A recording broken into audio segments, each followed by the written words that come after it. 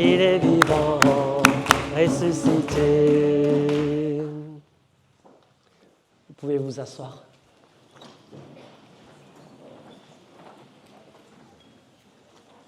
Je t'ai même pas dit bonjour, excuse-moi.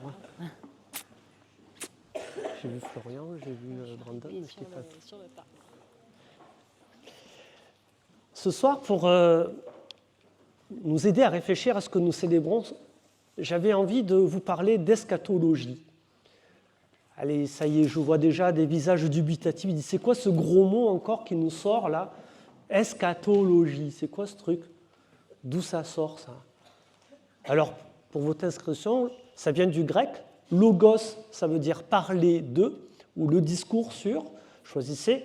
Et puis eschaton, c'est la fin. Et quand on parle d'eschatologie, en général, dans l'univers théologique qui est le mien, dans lequel j'ai été formé pour devenir prêtre, on parle de la fin des temps. Vous allez me dire, mais Laurent, qu'est-ce que ça vient foutre avec la résurrection de Jésus-Christ? Je vais développer un petit peu, vous vous en doutez bien. Quand on parle de la fin, vous doutez bien que je ne vais pas vous en parler à la style Roland Emmerich, vous savez, le réalisateur du Jour d'après. Et il y a eu beaucoup d'autres réalisateurs qui se plaisent, vous savez, avec des scénarios de fin du monde, là, à grand renfort de dérèglement climatique, réchauffement planétaire, etc. Vous connaissez certainement mieux que moi tous les films qui sont sortis. J'ai cité Roland Emmerich parce que c'est celui que j'avais en tête, mais vous savez qu'il y en a plein de ces films. C'est à la mode en ce moment, pour nous faire peur. Disait, attention, si on n'est pas écolo, on va tous crever. Mais vous voyez que dans ces films, il y a juste une chose qui me choque, et on pourrait penser qu'on y est d'ailleurs, tout ce qui se passe autour de nous, les guerres, les famines, les épidémies. On a d'ailleurs des livres dans la Bible qui nous avertissent de ce genre de choses. On appelle ça des livres apocalyptiques. Encore un autre gros mot, ça. Vous savez, il y a le livre de l'Apocalypse et puis il y a le livre de Daniel dans l'Ancien Testament qui nous annonce ce genre de choses. Mais en général, et c'est là ce qui nous intéresse quand on est chrétien, ce n'est pas une fin pour une fin.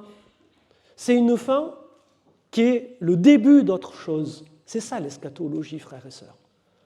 Voilà. Quand on parle de la fin, ce n'est pas juste parler de la fin, c'est repérer le moment où il y a quelque chose qui s'arrête et au moment où il y a quelque chose d'autre qui démarre.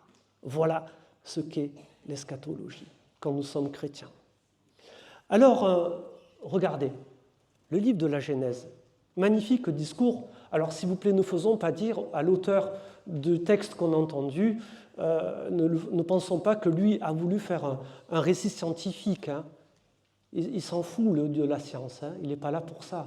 Lui, il nous fait plus un récit théologique pour dire pourquoi la création. Pourquoi le sommet, l'homme et la femme sont le sommet de cette création. Vous avez entendu quand il fait le jour, la nuit, les lumières, les animaux, les bestioles et tutti quanti, on nous dit cela était bon.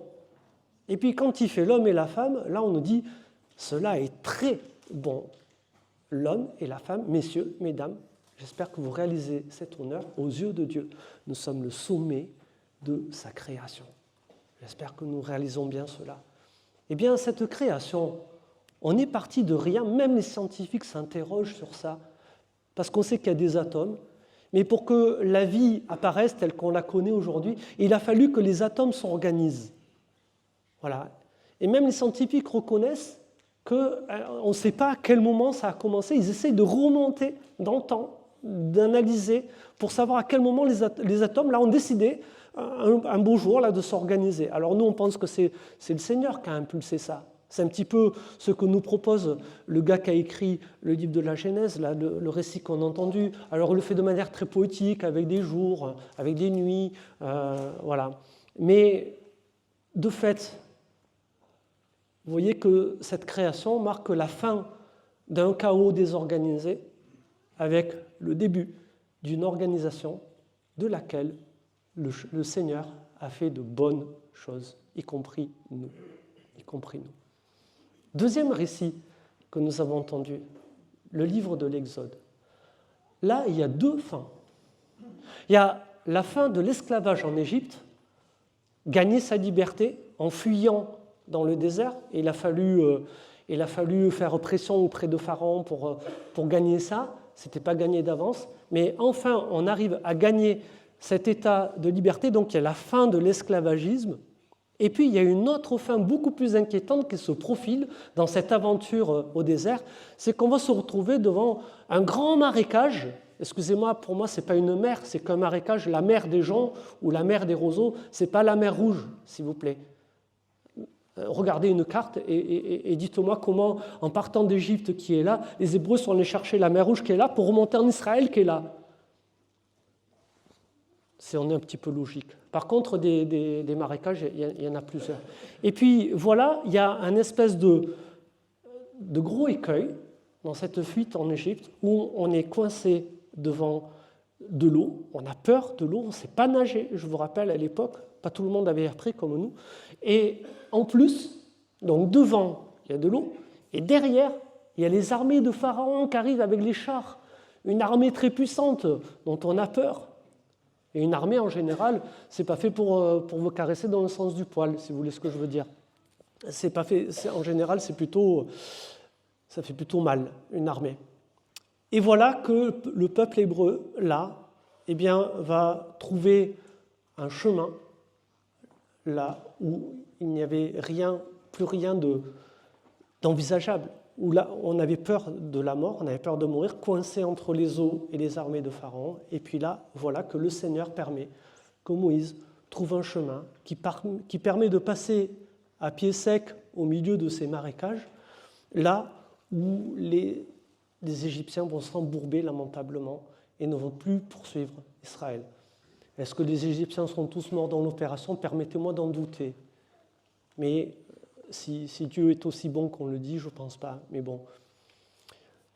Vous voyez, là, il y a la naissance d'un peuple, la fin d'un esclavagisme, ce passage-là de cette mer qui permet eh bien, le début d'un peuple qui va pouvoir se constituer par lui-même, qui va pouvoir avoir sa propre autonomie.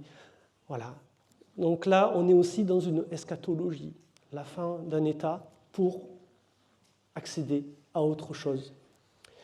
Ce soir, en fêtant la naissance, non, c'est pas Noël, la résurrection de notre Seigneur Jésus-Christ, vous le voyez, il est représenté là, au-dessus de l'autel, c'est une icône russe de la résurrection du Christ. Eh bien, nous célébrons la même chose. La fin, nous la connaissons tous parce qu'on sait qu'elle nous pend au nez un jour ou l'autre. C'est celle de la mort, frères et sœurs. C'est celle-là.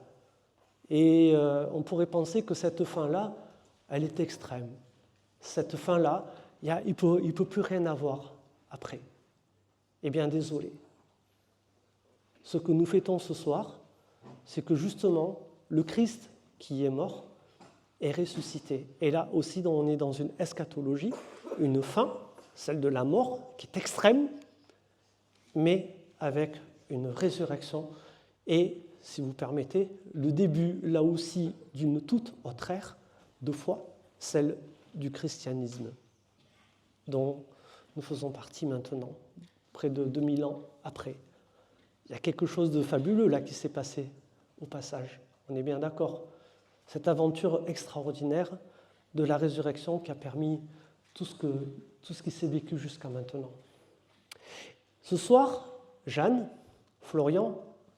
Brandon et Florian, ils sont dans cet ordre-là, eh bien, c'est un petit peu ce qu'on va célébrer avec vous aussi à travers votre baptême. On le disait tout à l'heure, juste avant la célébration, il m'a spoilé, il a deviné ce que j'allais dire dans mon homélie, Brandon.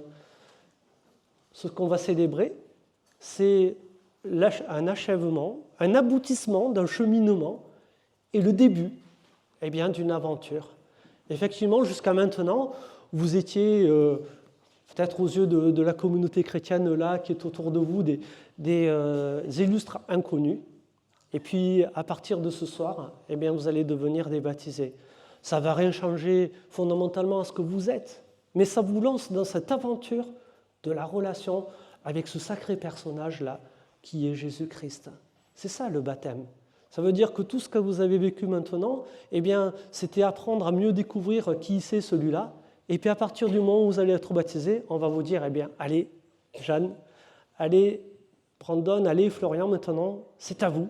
C'est à vous de vivre votre aventure dans votre relation avec notre Seigneur et Sauveur Jésus-Christ. Cette aventure, frères et sœurs, nous l'avons tous inscrite en chacun de nous, pour tous ceux et celles qui parmi nous ont été baptisés. Et je nous invite vraiment à rendre grâce pour tous les moments où le Seigneur va permettre ces passages dans nos vies, où il y a des fins qui nous semblent insurmontables et où pourtant le Seigneur va libérer un passage et permettre le début d'autre chose. Que nous ayons toujours, s'il vous plaît, frères et sœurs, nous qui sommes chrétiens, cette espérance chevillée au cœur et au corps de croire que Dieu peut toujours faire surgir quelque chose là où tout semble fini, là où tout semble fermé. C'est ça l'eschatologie. Amen.